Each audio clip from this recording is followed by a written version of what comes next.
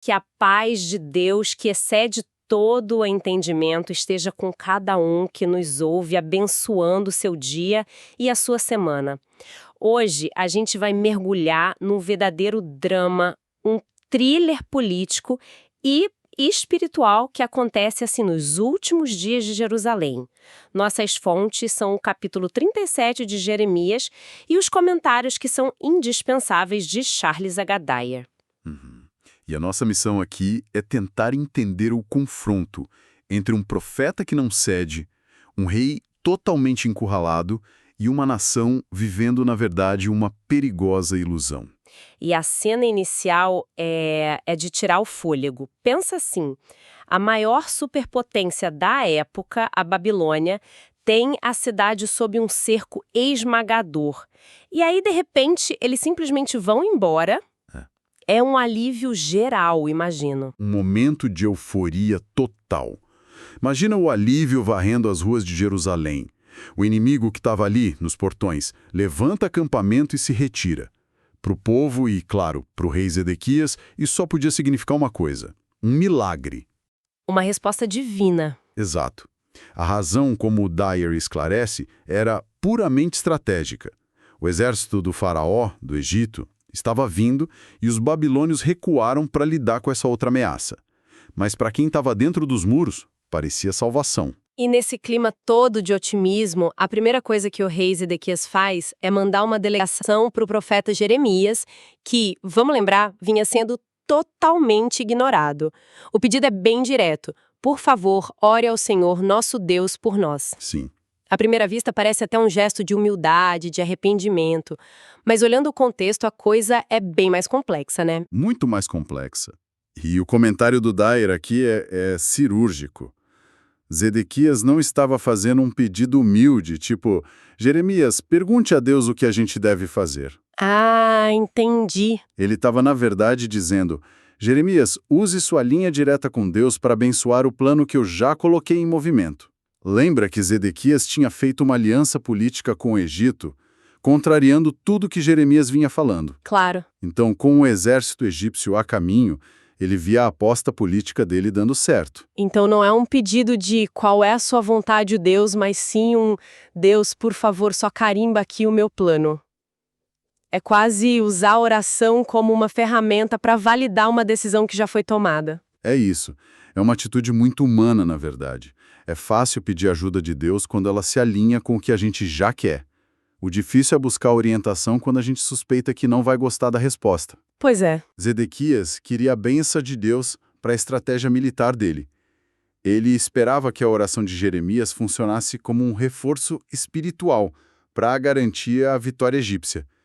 Ele não buscava a vontade de Deus, mas a validação divina para a vontade dele. E a resposta de Deus que vem por Jeremias chega como um balde de água fria no meio da festa, a cidade toda comemorando, e o profeta traz uma mensagem que vai na contramão de tudo. É uma mensagem assim, brutalmente honesta.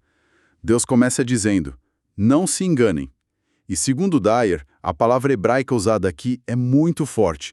Não é só não se iludam, mas é um parem de mentir para si mesmos. Nossa! A crítica é interna, aponta para o auto-engano. E aí a profecia continua, desfazendo a ilusão. O exército do Egito, a grande esperança, vai dar meia volta e voltar para casa. E os babilônios? Eles não só vão voltar, como vão tomar a cidade e queimar tudo. Espera um pouco. Essa parte é incrível. Deus não diz apenas, vocês vão perder.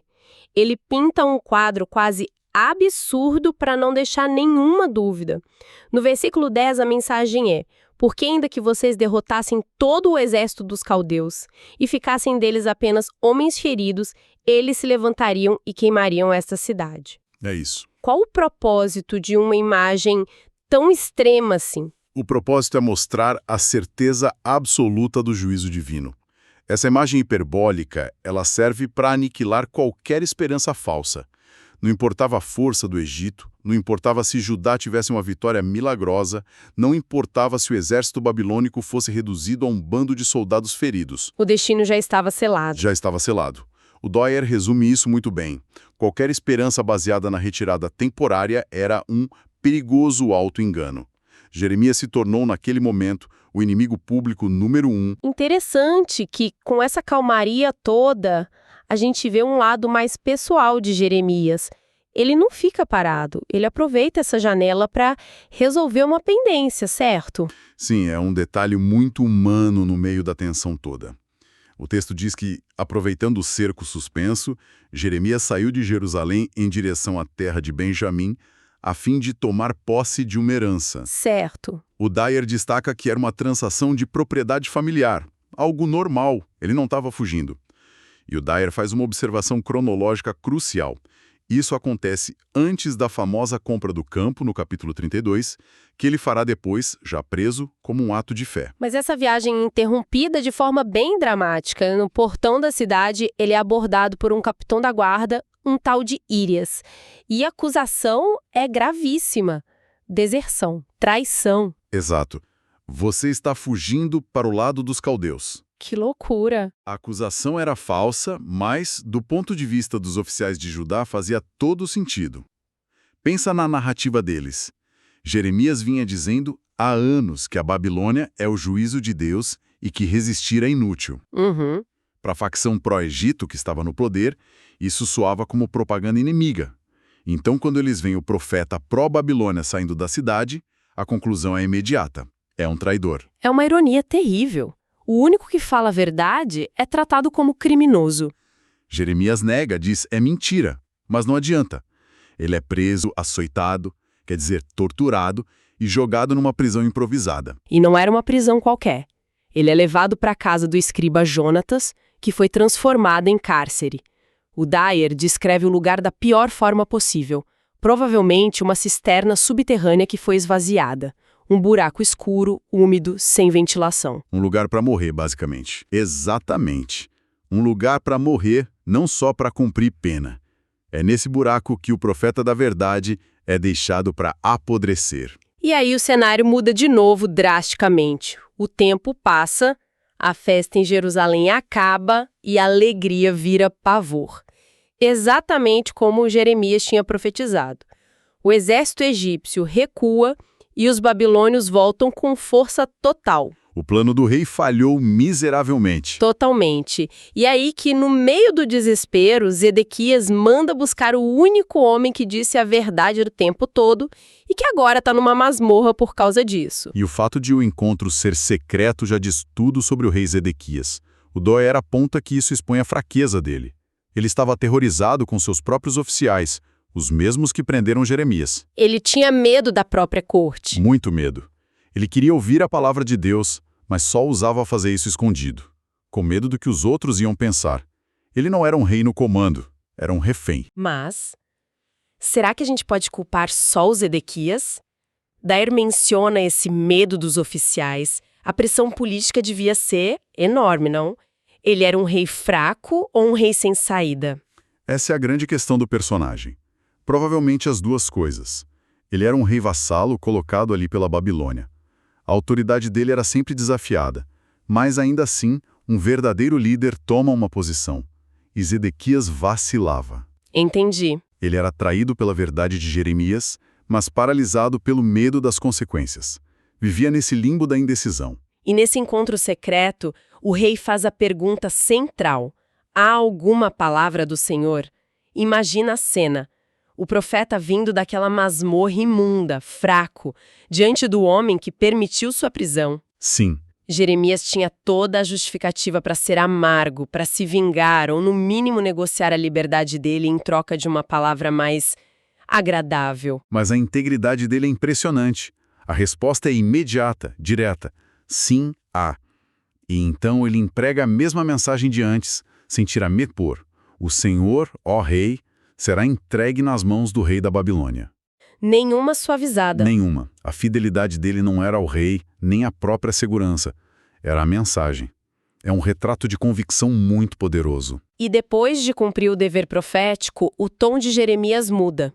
Ele faz um apelo pessoal e é um momento de profunda vindicação. Ele basicamente pergunta para o rei: Que crime eu cometi para ser jogado na prisão? E, a propósito, onde estão agora aqueles seus profetas que garantiam que a Babilônia nunca viria? Eu avisei da forma mais trágica possível. Exato. E aí vem o pedido que revela a vulnerabilidade dele. Ele implora: não me mande de volta para a casa de Jonatas, para que eu não venha a morrer ali.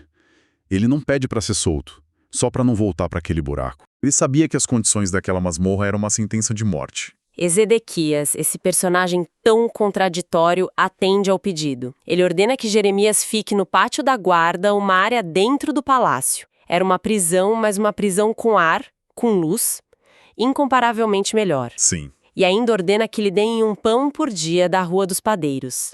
Uma pequena demonstração de misericórdia. Exato. E o Dyer descreve essa proteção como a de um protetor de vontade fraca. Zedequias tinha poder para libertar Jeremias, mas não a coragem. Ele o move para uma prisão melhor, talvez para aplacar a própria consciência sem irritar os oficiais. Faz sentido. E o detalhe final da ordem do rei é sombrio. O pão diário seria dado até que se acabasse todo o pão da cidade. Ou seja, a ajuda do rei era limitada, com prazo de validade definido pela fome e pela queda inevitável de Jerusalém. Uau! Então, o que fica de tudo isso? Quando a gente junta as peças, temos um retrato impressionante de integridade contra indecisão. De um lado, Jeremias, que não negocia a verdade; do outro, Zedequias, um rei que busca a verdade, mas em segredo, e que é paralisado pelo medo. E se a gente conecta isso ao quadro geral, vemos um padrão trágico. Zedequias teve acesso direto à palavra de Deus. A verdade estava ali, na frente dele, clara, repetida, mas a incapacidade dele de agir de acordo com essa verdade selou o destino de toda a nação. É uma lição muito forte. E nos força a pensar, nas nossas próprias crises. Quantas vezes a verdade está ali, disponível, mas é mais conveniente, mais seguro ou politicamente mais astuto ignorá-la por medo das consequências de abraçá-la. Fica a reflexão. A história de Zedequias é um aviso atemporal sobre o perigo de um coração dividido, de uma liderança que valoriza mais a aprovação das pessoas do que a direção de Deus. Deus abençoe todos os ouvintes.